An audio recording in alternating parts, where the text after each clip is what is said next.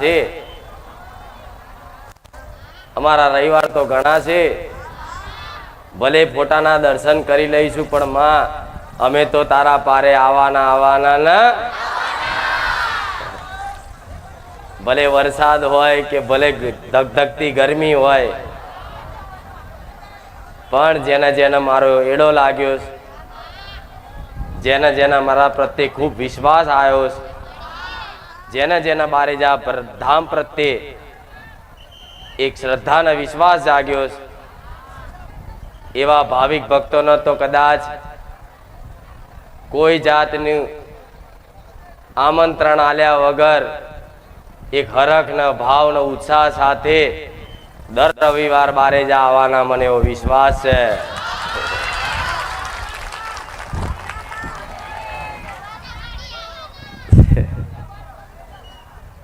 પણ તમે દરેક જાણો છો, જેટલા સમયથી મારી ગાદીનું આયોજન થાય છે, અને એક નહીં લાખો ભાવિક ભક્તોની સંખ્યા દર રવિવાર બારેજા ધામ દર્શન કરવા, પ્રવચન ઓભરવા આવે છે. લાખો દુખિયારા એક આશા લઈને આવે છે કે દુનિયામાં ફર્યા પણ બારેજા ધામ જેવી માતા અમે ચોય જોઈ નહીં, ચોય ભારી નહીં.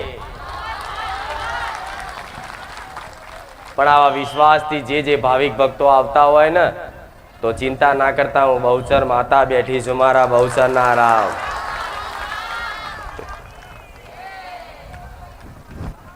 પણ સમયનો અભાવ છે. ચોમાસું નજીક આવ્યું તો મેં પહેલા જ કહી દીધું હતું કે હવે તમારા મારા છેટું રહેવાનું.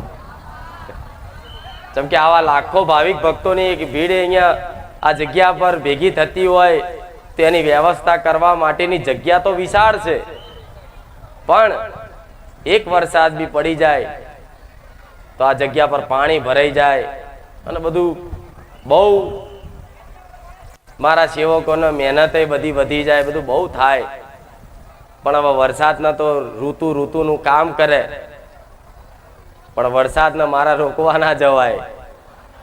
એ એનું કામ કરે, હું મેરડી, હું સોલંકી પેઢીની રોમ મારી મેરડી મારું કામ કરું. વરસાદ પડે તો તમારે છત્રી ઓઢાય, આભના માથે થીંગણા ના મરાય.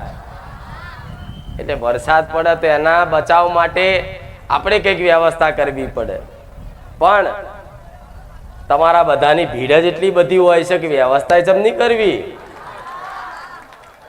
જેટલો મોટો મંડપ કે ટેન્ટ બાંધવો, ઉપર છત બાંધવી, કો આખું મેદાન ભરાઈ જાય છે. આખું મેદાન તો ભરાઈ જાય. રોડ ઉપર એટલા ઊભા હોય, પાછળ એટલા ઊભા હોય, બારે રોડ ઉપર એટલા હોય છે, હાઈવે ચોકડી પર એટલા હોય. આખા ગામમાં જોવો તો મારા ભાવિક ભક્તો જ ફરતા હોય રવિવારના દાડે. એટલે વ્યવસ્થાના અભાવના કારણે કદાચ ગાદી બંધ રાખવામાં આવી છે. પણ ગાદી બંધ છે, હું મેરડી બંધ નહીં, હું તો ઓનલાઈન છું. રામ. પણ તમારો બધાનો એક હેત અને એક ભાવ મને માતાને મળે છે ને, તો ગાદી બંધ હોય છતાંય તે કદાચ થોડી વ્યવસ્થા જળવાય એવું હોય તો હું દર્શન આલ્યા વગર નહીં રહું, આટલો વિશ્વાસ રાખજો.